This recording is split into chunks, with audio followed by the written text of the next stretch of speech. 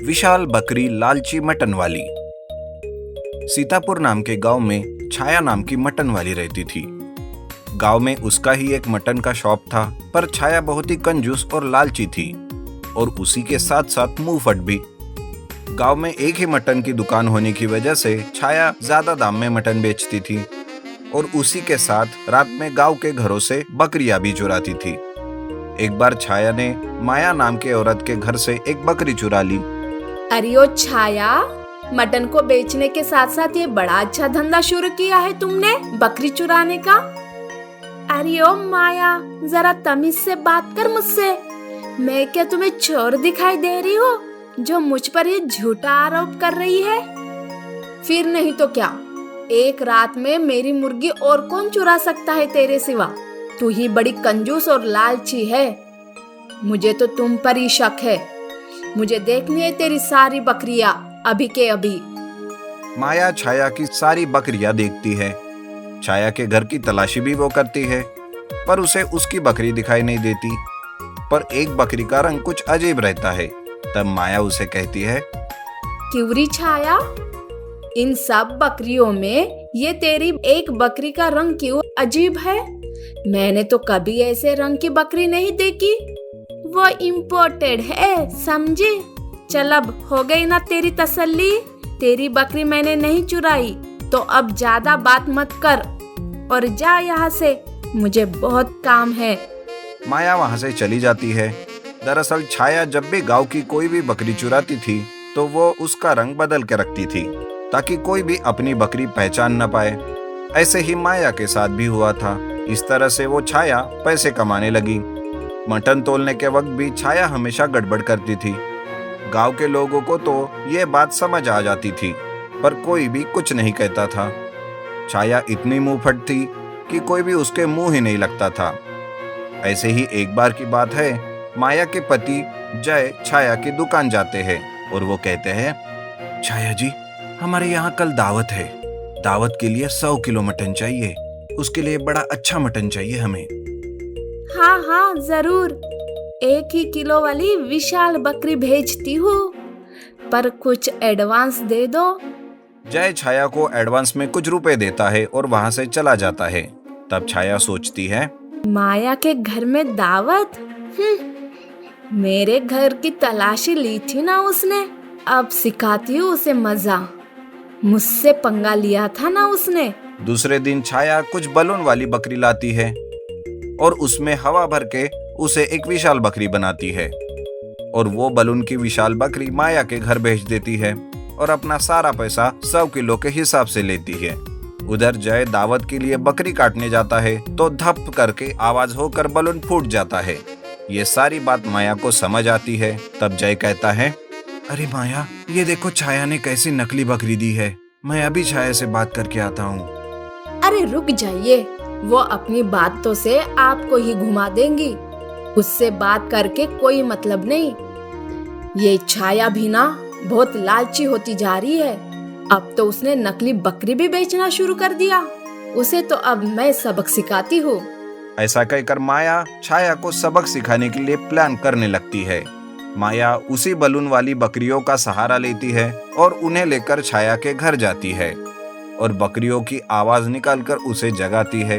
तब छाया की नींद टूट जाती है और वो घर के बाहर आकर कहती है, अरे अरे कौन है जो आधी रात को परेशान कर रहा है? तब एक विशाल बकरी छाया के सामने आती है और वो कहती है, मुझे नहीं पहचाना, मैं बकरी का भूत हूँ। तुमने मेरे साथ अच्छा नहीं किया है। गांव के लोगों को भी फंसा फंसा कर पैसे कमा रही हो। अब तुम्हारा बहुत हो गया।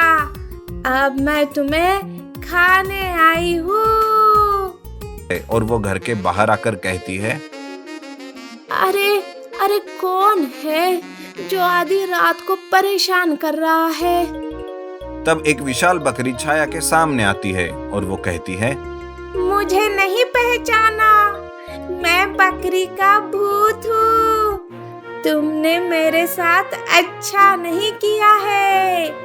गांव के लोगों को भी फंसा फंसा कर पैसे कमा रही हो।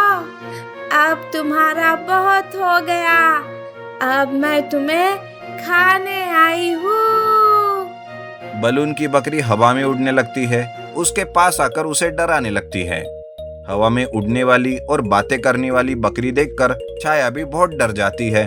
मुझे छोड़ दो, तुम्हें जो चाहिए वो मैं दे दूंगी, पर मुझे मत मारो। ठीक है, आज तक जिसकी भी घर से बकरी चोरी की थी ना, उन सब को लौटा दो और ईमानदारी से काम करना शुरू कर दो। और हाँ, अगर बाद में ऐसा और से किया ना, तब तो मैं तुम्हें जरूर खा लूंगी। छाया के ऐसे कहते ही सारी बकरियां गायब हो जाती हैं। छाया राहत की सांस लेती है और सवेरे होते ही चोरी की हुई बकरियां वापस लौटा देती है। माया के घर भी बकरी देने जाती है। मुझे माफ कर दो, ये लो तुम्हारी बकरी, मैंने ही चुराई थी। आज से मैं कभी लालच नहीं करूंगी और ना ही बेईमानी, नहीं तो वो बकरी का भूत मुझे मार देगा। क्या कहा? बकरी का भूत? अरे छोड़ो, मैं चलती हूँ। इस तरह छाया वहां से चली जाती है और माया मन ही मन में हंसने लगती है। पर उसके ऐसे करने से छाया सच में सुधर जाती है और अपने मटन बेचने का काम वो ईमानदारी से करने लगती है। Underground restaurant. बीजापुर नाम के गांव में सोडी नाम का एक आदमी खाना बनाने का बहुत शौकीन रहता है, जिस वजह से वो बहुत सोचता है और एक रेस्टोरेंट डालने की ठान लेता है। वो गांव से लगे हुए नेशनल हाईवे पर एक जगह खरीदता है और वहां पर रेस्टोरेंट खोलता है।